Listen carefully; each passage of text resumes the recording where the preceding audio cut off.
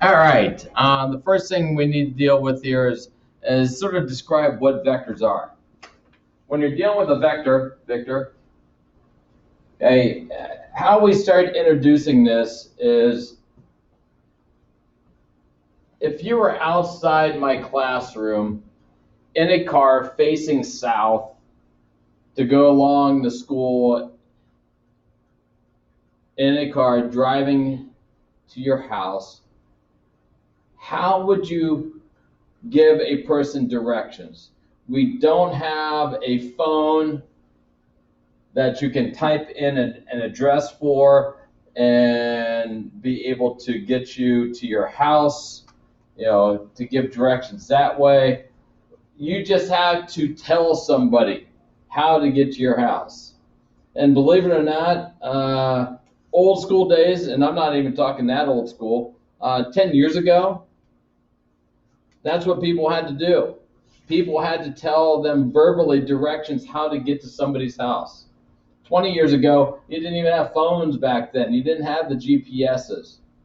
Okay, how do you get from point A to point B? How do you get from the school to your house? Okay, so you had to give directions verbally how to get from where we are at to where we're going to. For example, if you were going to my house, okay, you're already pointing south with your car. You're going to travel 100 yards south. What that would do is that would take you past Mrs. Ed's classroom and by the corner of the school and to the very end of the lane in front of the school. At that point, you would turn left. You would turn left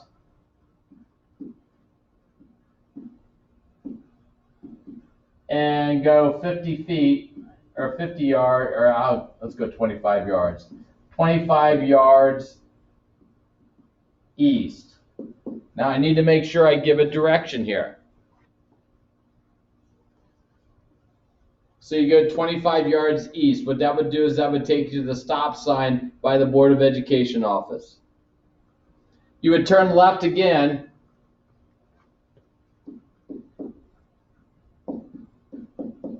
and travel, about a fourth of a mile north.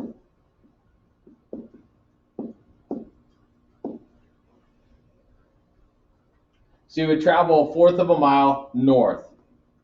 What that would do is that would take us on Mill Street out here along the front of the school.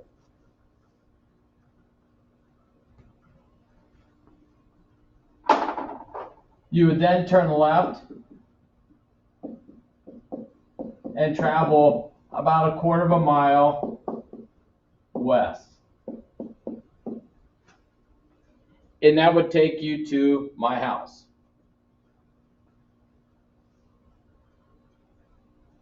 Well, each one of these is a direction.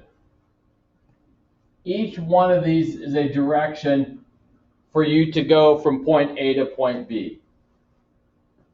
And we could do this to each one of your houses.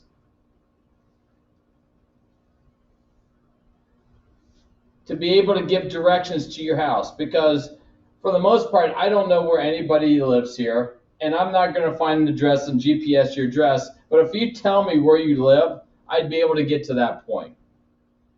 Okay, I would be able to get to that house. But you'd have to give me directions to get to that house. When you deal with these bullets, there used to be something called a map quest.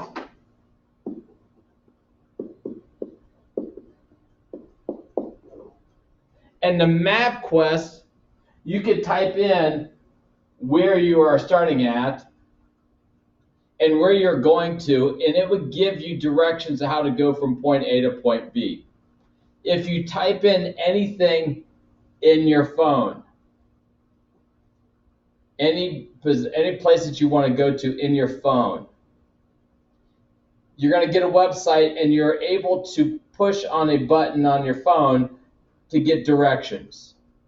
and it will map out directions to get to where you're trying to get to.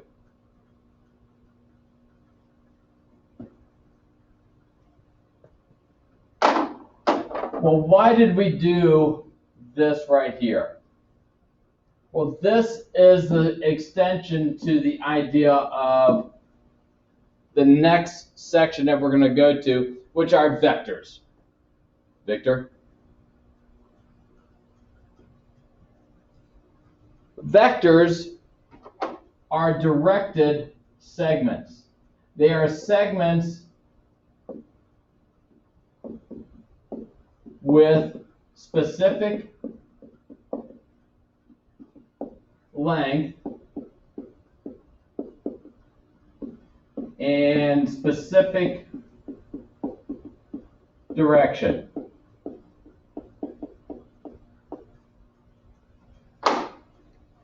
You have a length to go to, and we have a direction to go.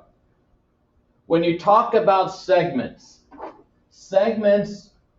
you have a starting spot, and then you have an ending spot. And you can measure that length.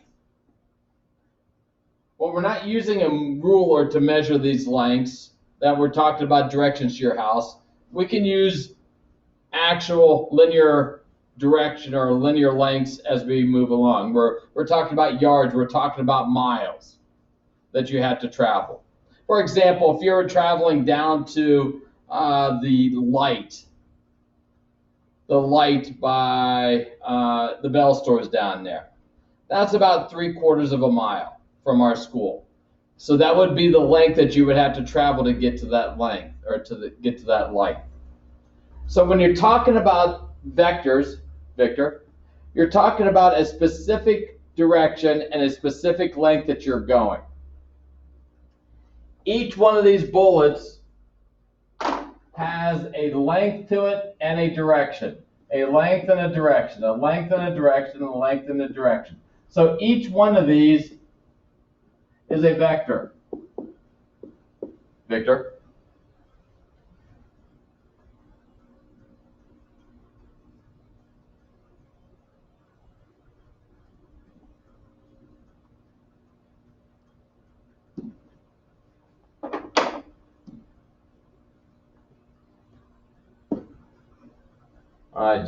I wrote it up there, but it's down there. It's a segment with specific length and specific direction.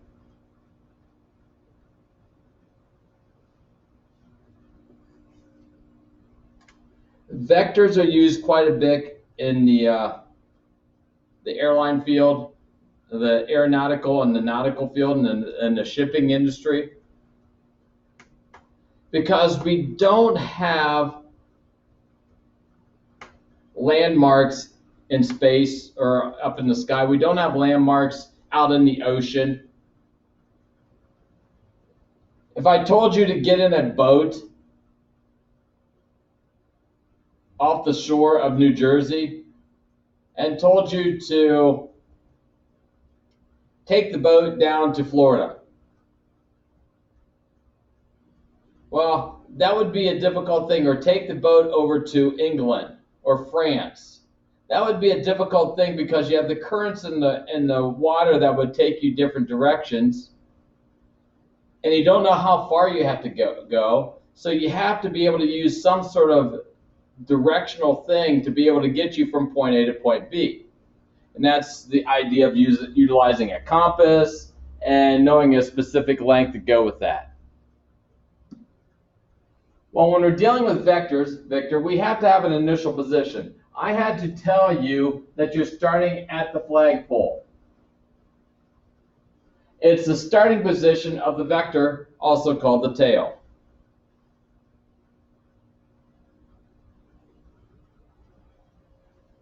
This is also called the tail.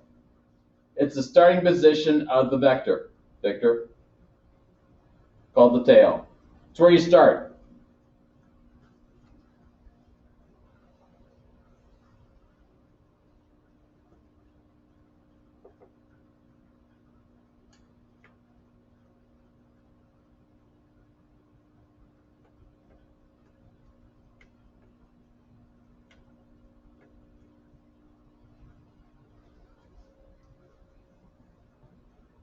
And then we have the terminal position. It's the ending position of the vector, also called the tip. That's where it stops. This is where you start. This is where you stop.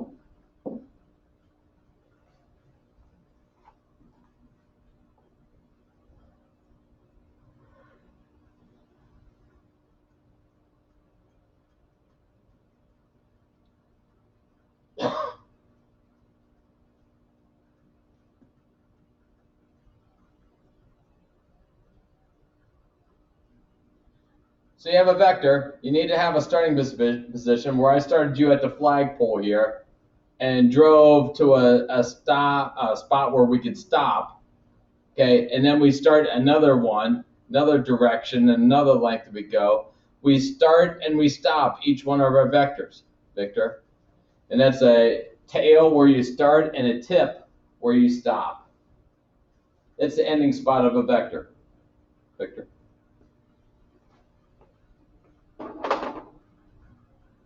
We label these with a lowercase letter with a vector symbol above it. So if we take a look, we need to have an initial position.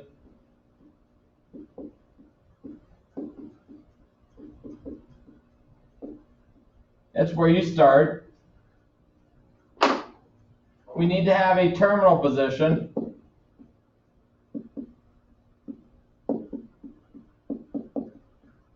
That's where you stop.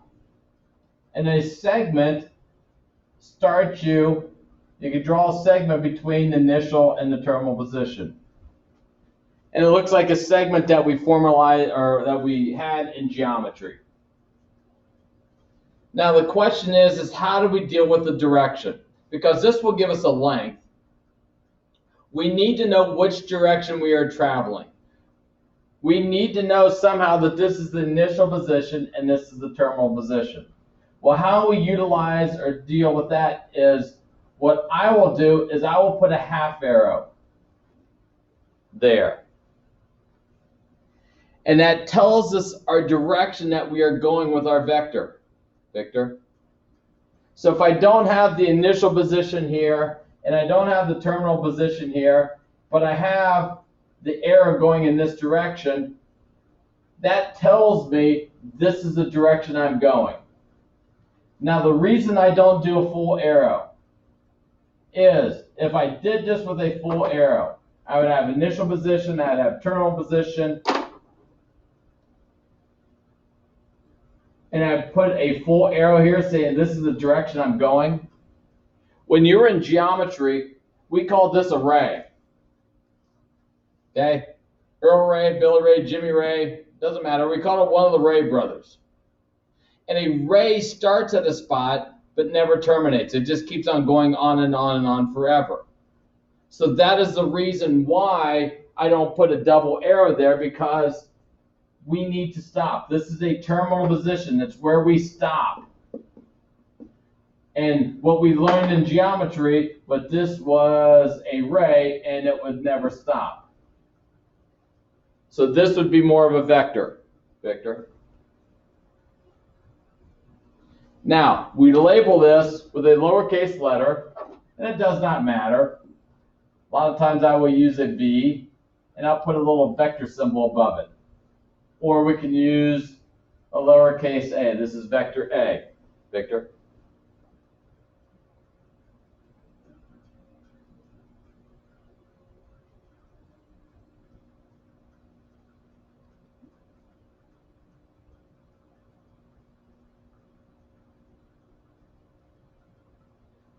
So we need to know where we start. We need to know where we stop. The arrow tells us which direction we are going.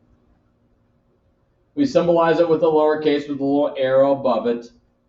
Okay.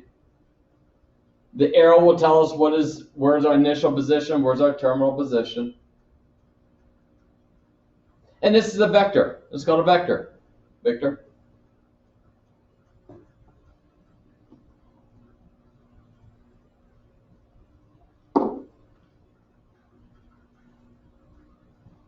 Some terminology that goes with vectors. Vector, the magnitude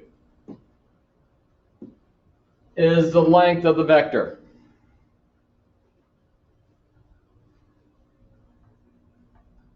The length of the vector. What is the length?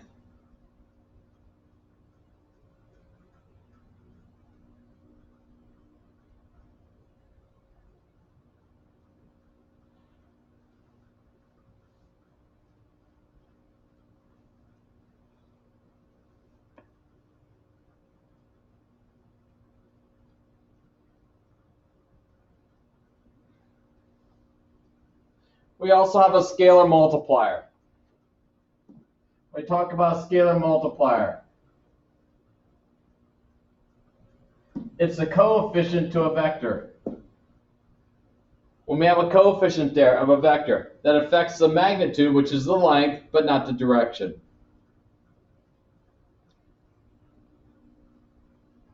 It affects the magnitude, but not the direction.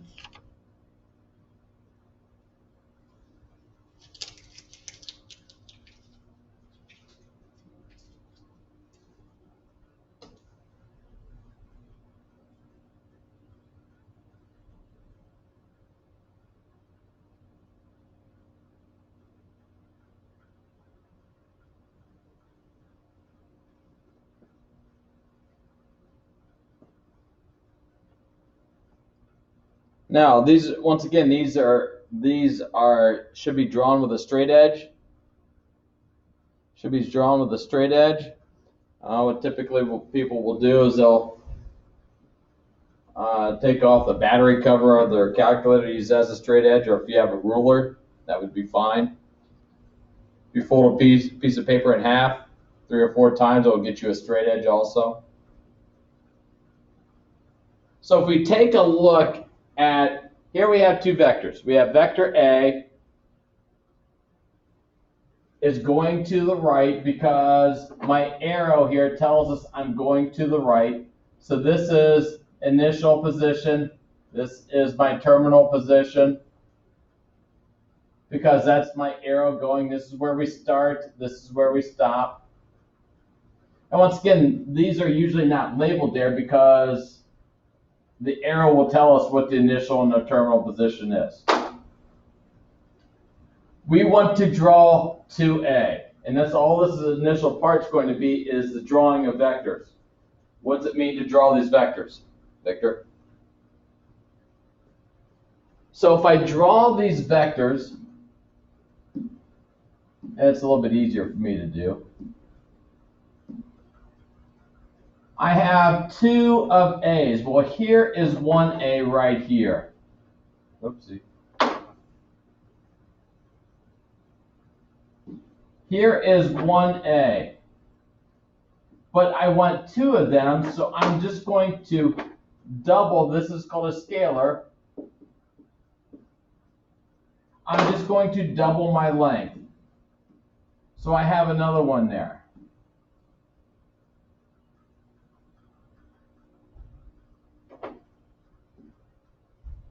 So this would be 2A. I just have A and A, and I double the length of that. So we have 2 A's.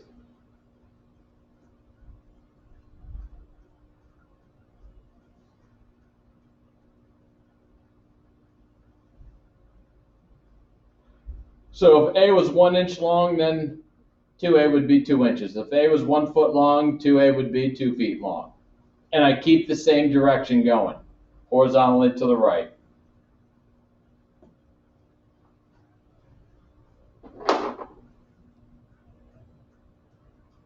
Here I have a negative 3B. Well, if we just had 3B,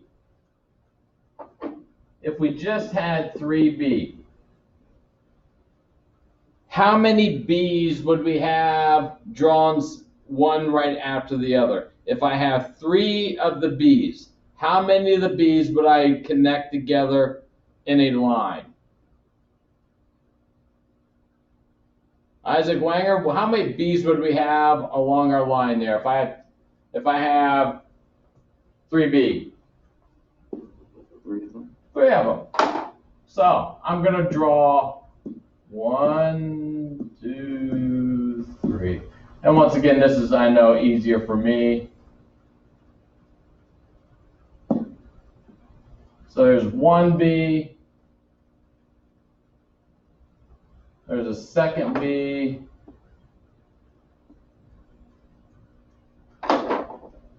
And there would be a third B. So there's my 3 B's going upwards to the right. That would be 3B. If I started here and I finished up here. But the question is, what do we do with the negative sign?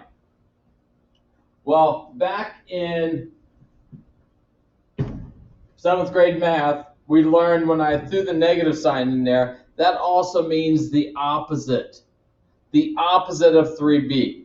Well, if I was going 3B, that would take me upwards to the right. That would be my 3B. I would be going upwards to the right. But if I do negative 3B, rather than going upwards to the right, what is the opposite to going upwards to the right? Bennett, what's the opposite of going upwards to the right? Downwards to the left. Downwards to the left. So my negative 3B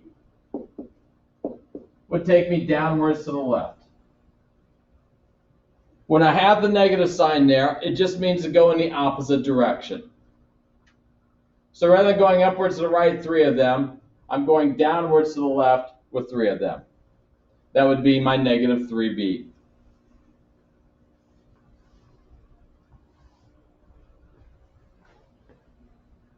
Well, what if I wanted to add A plus B? Well, this is what we did with respect to our directions.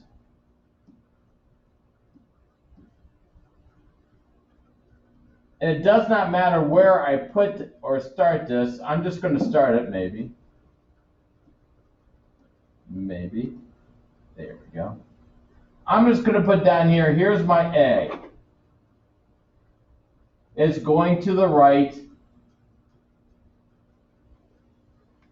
And I could start that anywhere I wanted to start it.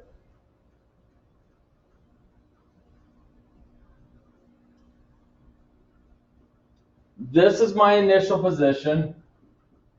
This is where we started. This is my terminal position. This is where we stopped. I want to add to that now B. Well, if we take a look at my directions to get to my house, we started at the flagpole and we stopped down there by Mrs. Ed's. So this was flagpole. This is Mrs. Ed. Wherever I stopped my first one, I started my second one. I turned left. From that position, I turned left. And I traveled to my next spot. So wherever I stopped my first part of my direction, I picked up and started my second spot in my direction. We did not jump to a different spot. We didn't have Scotty on the Star Trek Enterprise saying, "Beam me up, Scotty," and I got beamed up to the Star Trek Enterprise and then got beamed down to a different area. Wherever I stopped my first vector, I started my second vector, Victor. So wherever I stopped A, I'm going to start B. So I'm going to take B, and this will be my starting spot for B, and this would be my terminal position up here.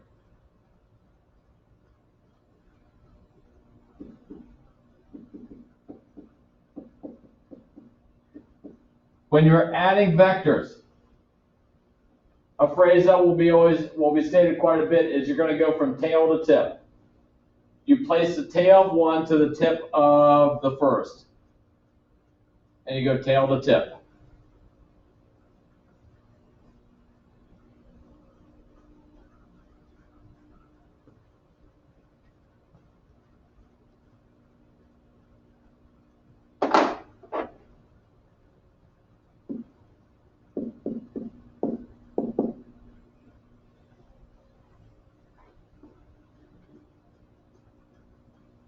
If you sat down on a quiz,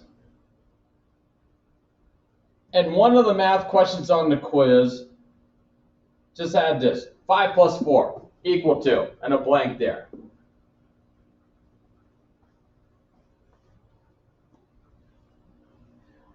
What would you write as a solution?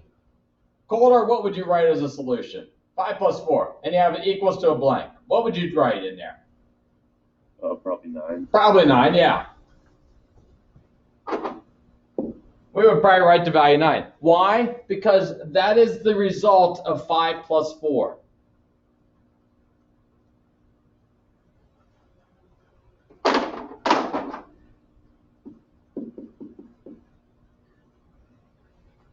Would you be incorrect in saying 5 plus 4 is equal to 5 plus 4? No, that would be correct also. But ultimately, what they want is they want a result.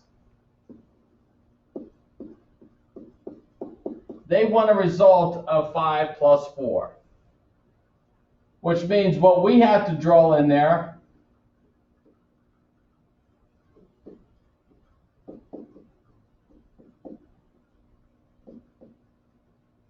is what we call a resultant vector.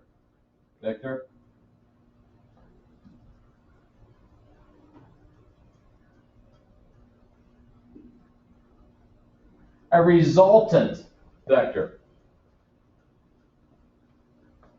We need to draw that in. It is the solution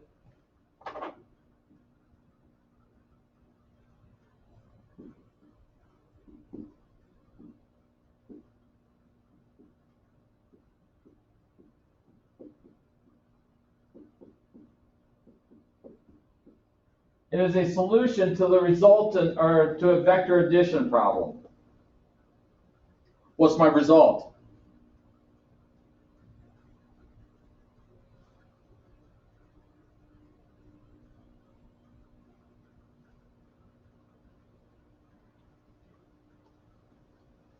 If I asked you on a test to do A plus B, and you drew this and you let it alone, what you basically told me is that 5 plus 4 is equal to 5 plus 4. And that's all you've done. I need to see a result. Well, the question is, how do we get a result? How do I draw in a resultant vector? Victor? Well, what I'm going to take you back to is some of your fond memories of your childhood days. And one of the stories that you may have read in storybook time somewhere, or maybe somebody in your household may have read it to you, is a story of Little Red Riding Hood. Yes, Little Red Riding Hood. Hopefully we know the story of Little Red Riding Hood. Little Red Riding Hood's going down the path one day, and at some point, she's going la la la la la la la la la la la la. At some point, she meets up with the big bad wolf. So we have Little Red Riding Hood going down the path, going to Grandma's house. La la la la la la la la la la la la la la la la. All of a sudden, she meets up with the big bad wolf. Arr! And the big bad wolf says, "Little Red Riding Hood, where are you going to?" Little Red Riding Hood says, "Well, I'm going to Grandma's house, taking her a basket of goodies to Grandma's house." Big Bad Wolf said, going to Grandma's house, huh? Yep. Little Red Riding Hood said, yes, I am. So the Big Bad Wolf lets her go. And Little Red Riding Hood just keeps going down the path. La la la la la la la la la la la la la la la la la la la, and finally gets to Grandma's house.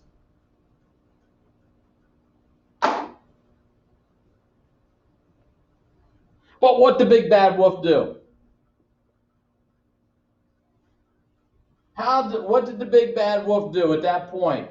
When he let Little Red Riding Hood go, Little Red Riding Hood kept on skipping down the trail. La la la la la la la la la la la la. Finally gets to Grandma's house. Big Bad Wolf did what? What did the Big Bad Wolf do? Isaac Phillips, what did the Big Bad Wolf do? Didn't he eat the grandma? Huh? Didn't he eat the grandma? Yeah, he ate Grandma, but what did he do before he ate Grandma? Broke into the house. Yeah, before he broke into the house, what did he do? Right after he left the Little Red Riding Hood, he did what? Anybody? He went straight through. Yeah, he went straight through. He took the what to Grandma's house? What do we call that? Anybody? The shortcut, yeah. He took the shortcut to Grandma's house. So the Big Bad Wolf started here and took the shortcut to Grandma's house.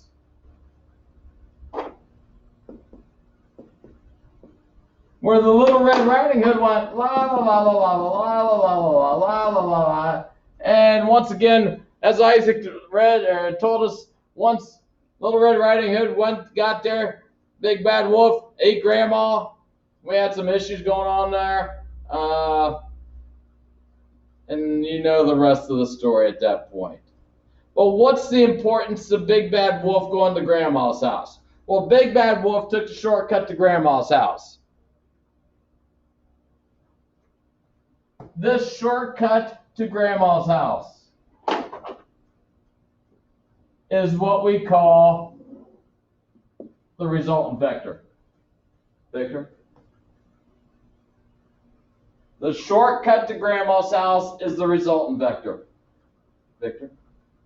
So if I take a look at my problem of A plus B, this is where I started. I stopped here. Then I started my second one, I went to here. My shortcut from where I started to where I ended is our resultant vector. Victor? The shortcut to Grandma's house is the resultant vector.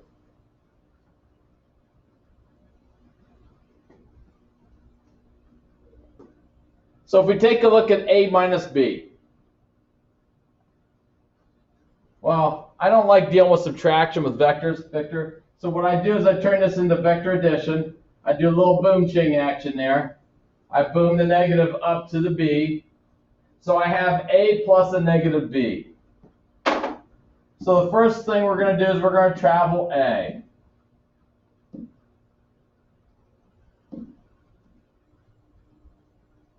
So we're going to go A first. Rather than going B, which is upwards to the right, my B value is upwards to the right here. I need to go opposite then upwards to the right. Well, B over here was upwards to the right. Negative B took us downwards to the left. So wherever I stop,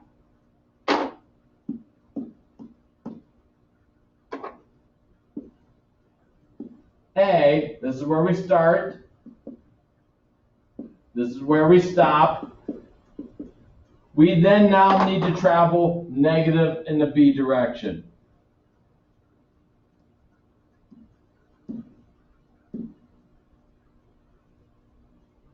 So rather than going positive B was upwards to the right, negative B is downwards to the left. So we had negative B there.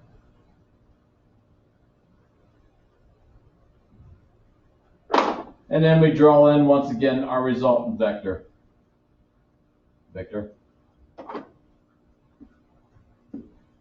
So here's my resultant vector.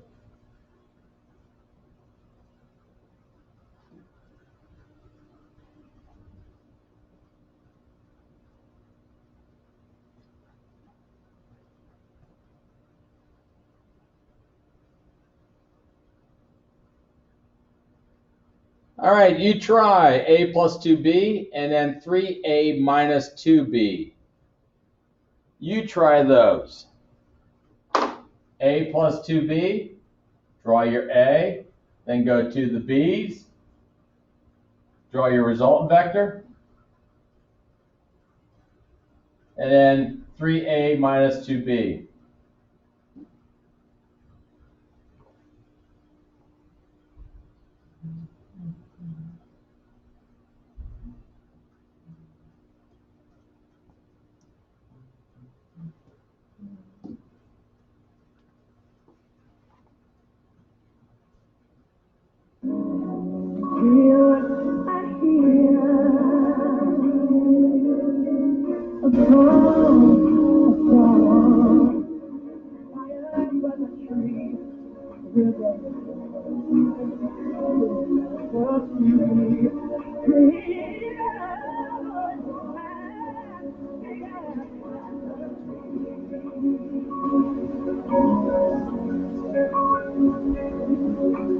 The shepherd of the weak sheep. What I know in your palace, we can what I know that a child. Make sure you draw in your resultant vector in there.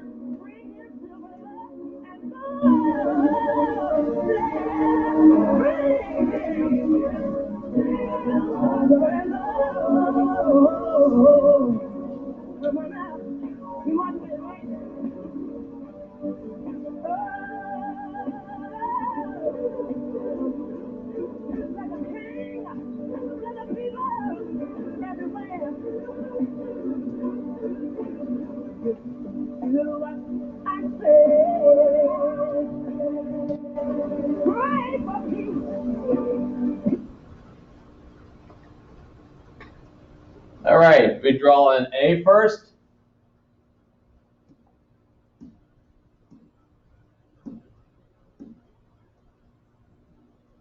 So we draw our A in first. And now we have two of the B's.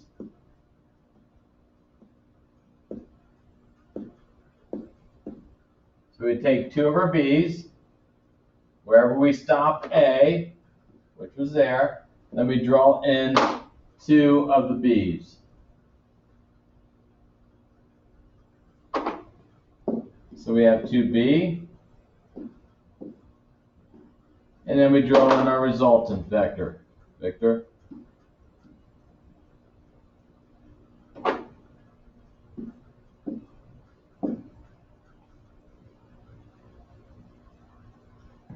Now if we have three A's, might need some, get some extra space in here. Oopsie.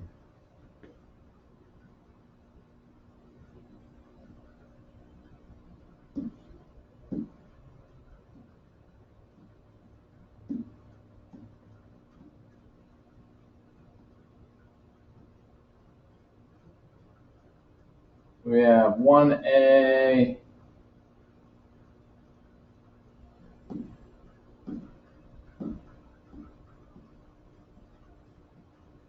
here's my second A, and we have three A's there. So here would be your 3A. And then negative B, once again, B goes upwards to the right. We have to go downwards to the left. We have two of those.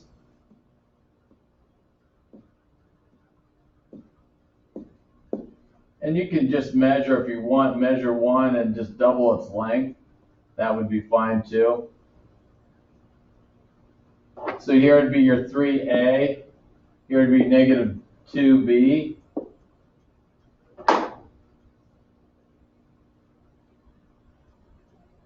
And then our resultant, VR. Basically, you're showing directions to be able to get to from point A to point B. And what you should note here is this is where we initially started. This is where we ended up. And then if I draw in my result, it is a shortcut to grandma's house. It would be like, you can give all these directions to your house, but if you had a helicopter and you were on the front yard of the school and you went out and got into your helicopter and you just looked it straight up and then flew straight to your house, that would be the result vector to your house. The next page of notes, we will start putting some numbers to these. And you'll see that we have the law of sines and cosines we'll be utilizing quite a bit here.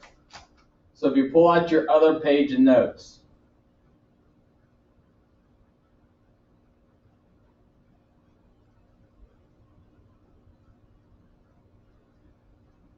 now on the quiz, what I'm going to ask you to do is I'm going to ask you just to draw in, like we just did there, draw in a result vector graphically.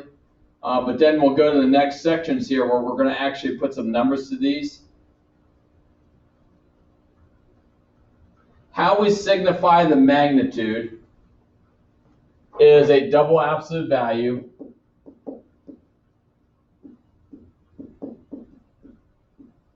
Some books will only single absolute value it and boldface it, but I don't like the double meaning to that. So other books will double absolute value it. I will double absolute value it. It means your magnitude.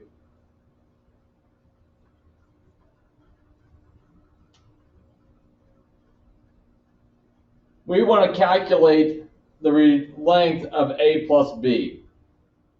Now, if we just did A plus B, you can sit there and say, well, that's 18, A plus 10. And yes, in a linear world, that would be A plus 10, which is 18.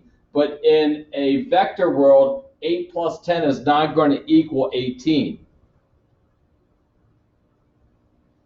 So what we want to do is we want to first draw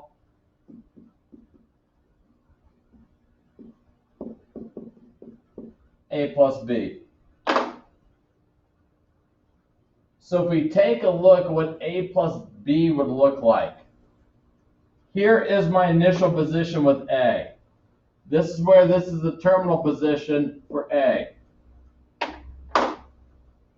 To draw in A plus B, I have to take B and slide it all the way up to here. And this would be A plus B.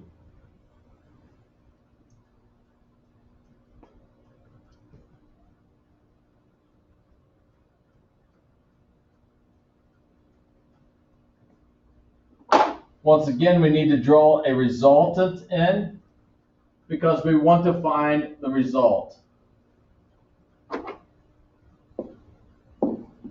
What is the result of adding these two together and connected with a degree of 40 degrees? Well, what we've just created is we've just created a triangle. And what we're going to go back to is our idea of law of sines and cosines. We know A has a length of 8. B has a length of 10.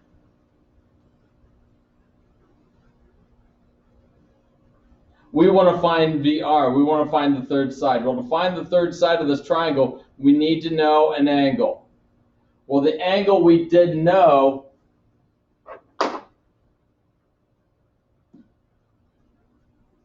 was this initial angle right here, 40 degrees.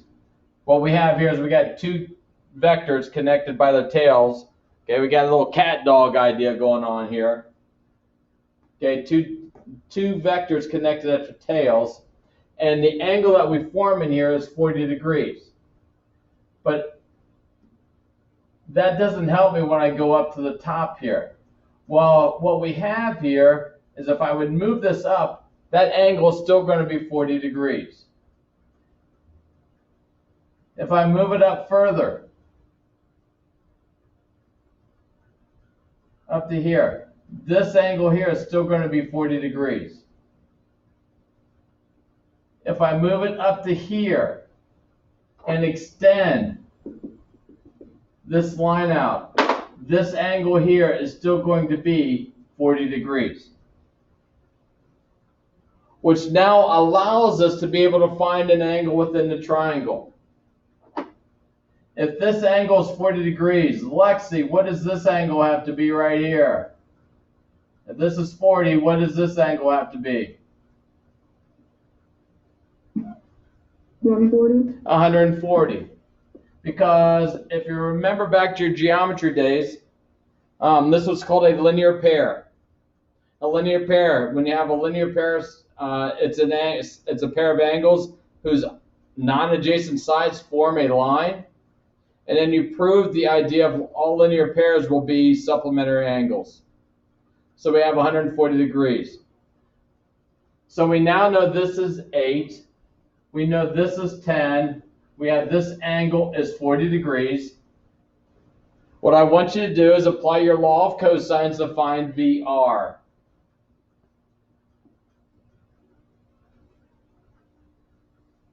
You may want to just start out with your VR squared is equal to.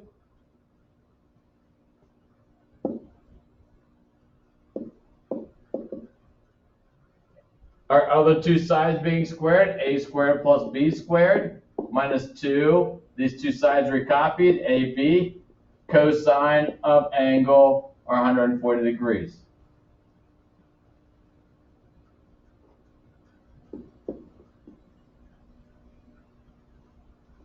So we're utilizing our law of cosines once again. And we'll utilize this quite a bit. So go ahead and plug in your values, solve for VR.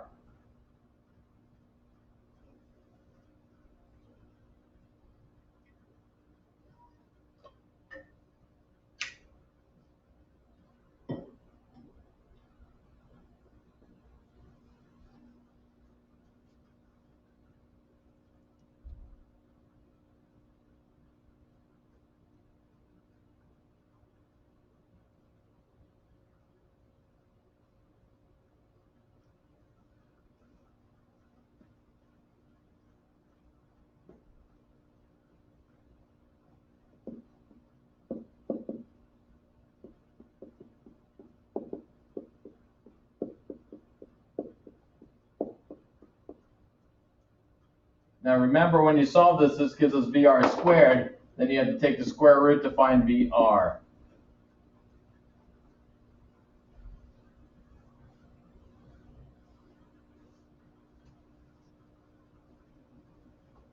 Braden, what did it come down to?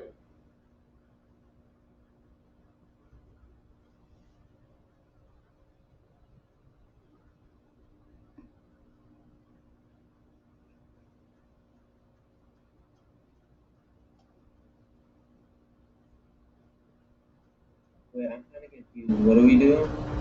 Your law of cosines.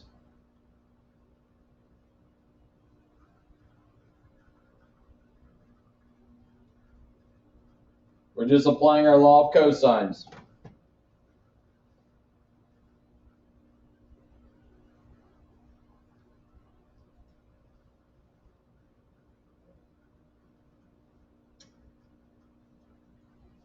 Sean, what do you get? 16.9. 16.9, that is correct. Okay, so this is equal to 16.9. Now, if you look at this, if this was just a flat line, 8 and 10, that would add up to 18. But since we are angled with our 8 plus 10, our value comes down to 16.9. Okay, once again, we're just applying our law of cosines. Now, what I'm going to ask you to also do is find the measure of the angle that's formed with vector A. Victor? So if I know this is 140 degrees, I can use my law of sines. I come down to 16.9 here. I have 10 here. I have alpha here. I have 140 degrees here. And this is 16.9. So we can utilize our law of sines.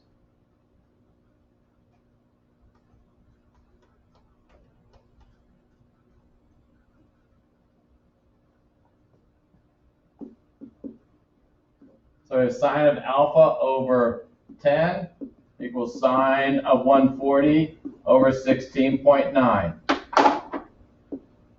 We can take cross multiply, divide, take your inverse sine.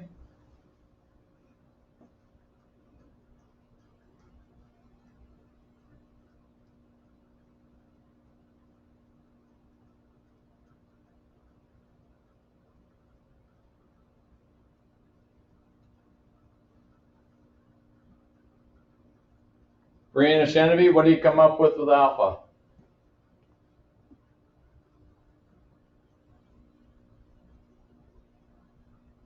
$22.4. 22.4 degrees. That's correct. Once again, what we are now creating, the only change now from what we just did with our law of sines and cosines is, and what I did in the last section, I gave you a triangle and said, here, solve the triangle for the values. Now what you're doing is you're just creating the triangle and utilizing your law of sines and cosines again. So we're taking it one step further than what you just had. Okay, you have to create the triangles. Let's go to the backside real quick. Go through a problem here, or start of a problem, and I'll let you go. We have dealt with angle of theta from the get-go with respect to our angles. And we call this an east reference.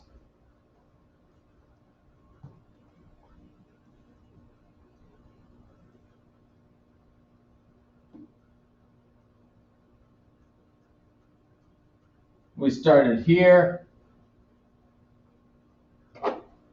and this is an east direction, and we rotated some value of theta.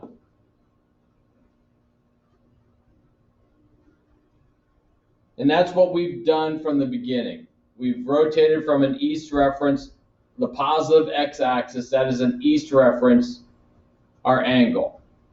The problem we run into is when you talk about planes and boats, they have an issue with that angle of rotation. So what they deal with is they deal with what is called bearing.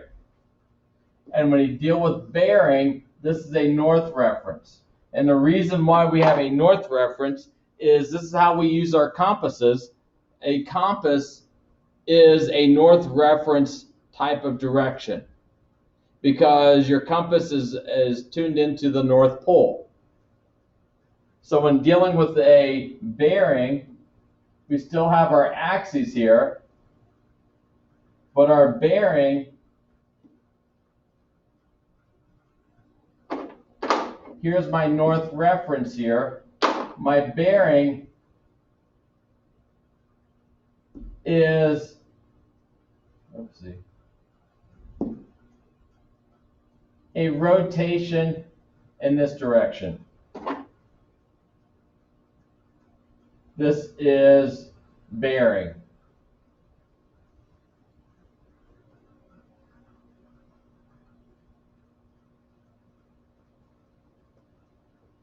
Guess I can complete this. So you have initial side, north reference, initial side of the angle. Clockwise rotation is positive.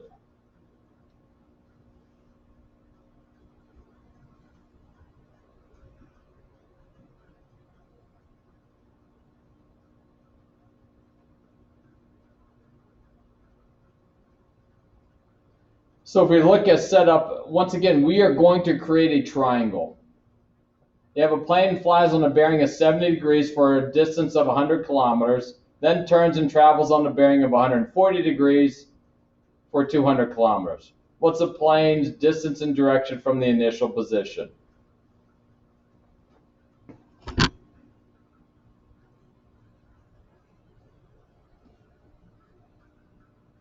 Here's my north reference.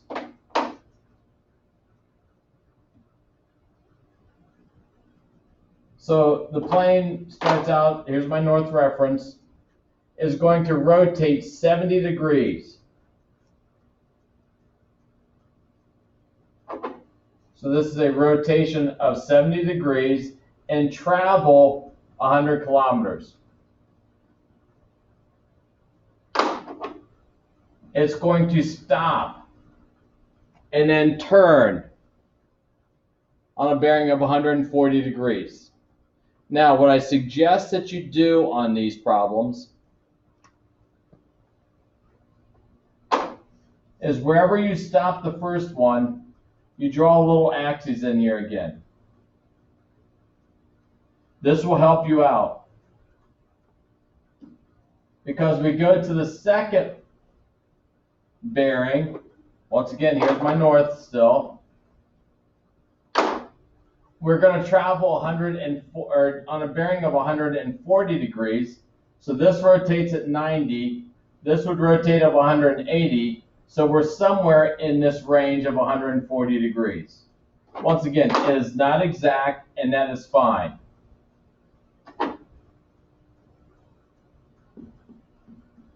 So we have 140 degrees there, and we're going 200 kilometers.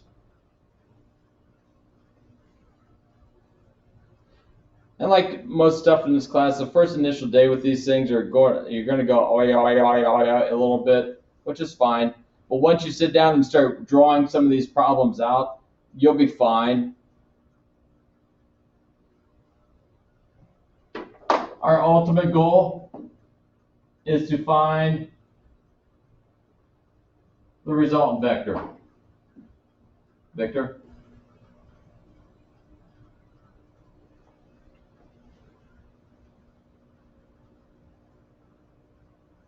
We know two sides of the triangle. We know this side is 100. We know this side is 200. We need to find the third side, we need to find this angle.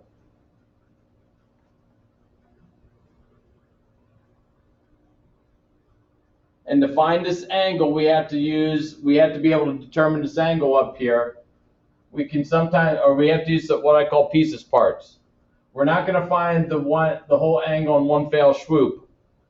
Whoop.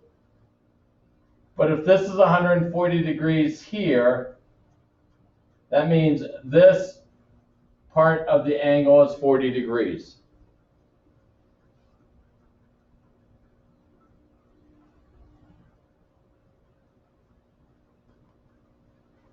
If this angle here is 70 degrees here, we have parallel lines and we have a transversal. Alternate interior angles will be congruent. So if this is 70 degrees, this has to be 70 degrees also, which collectively will give us an angle of 110.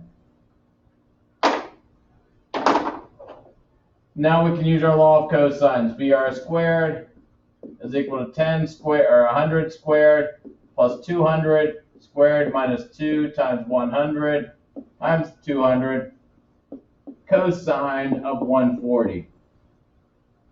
I know I'm going a little quick, I understand that, but we're almost done with class. You can always go back and revisit this. I'll capture it. So we have 100 squared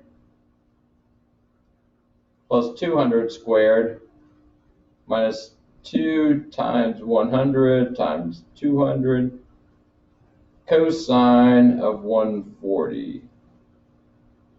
Take the square roots of the answer. You get 283.97 kilometers.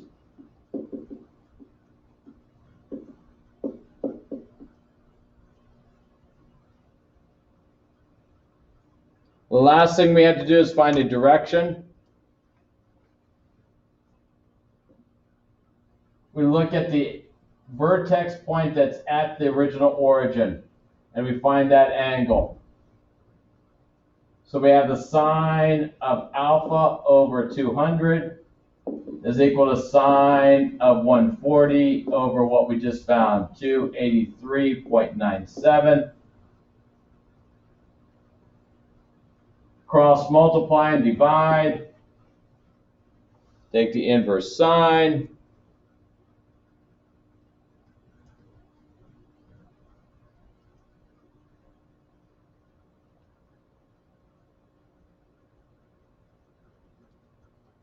We get 26.9 degrees for alpha.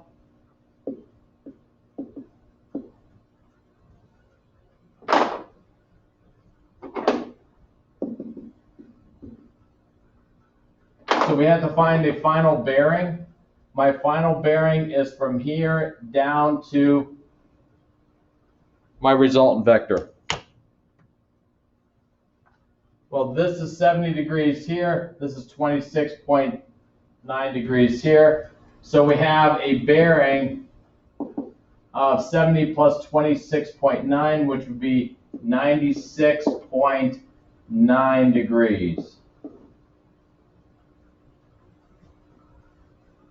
Once again, I understand that's a little fast. Let's see what you can do with the worksheet. We will go through problems, just example problems on these on Thursday. The notes, the homework that you do for Thursday will be our working notes for Thursday in class. So, try to get through some of the problems we had on the worksheet that I have for you there. Get through some of those problems. You'll see another worksheet very similar to that on Thursday. Just getting ourselves through the idea of vectors and using laws of sines and cosines. Once again, the biggest thing is we are still using laws of sines and cosines. Okay, you just now have to create a triangle so you can use your law of sines and cosines. I know it's a little bit much, but I think you can handle it. You should be fine. Just push yourself through it. Look at solutions I've also provided for you.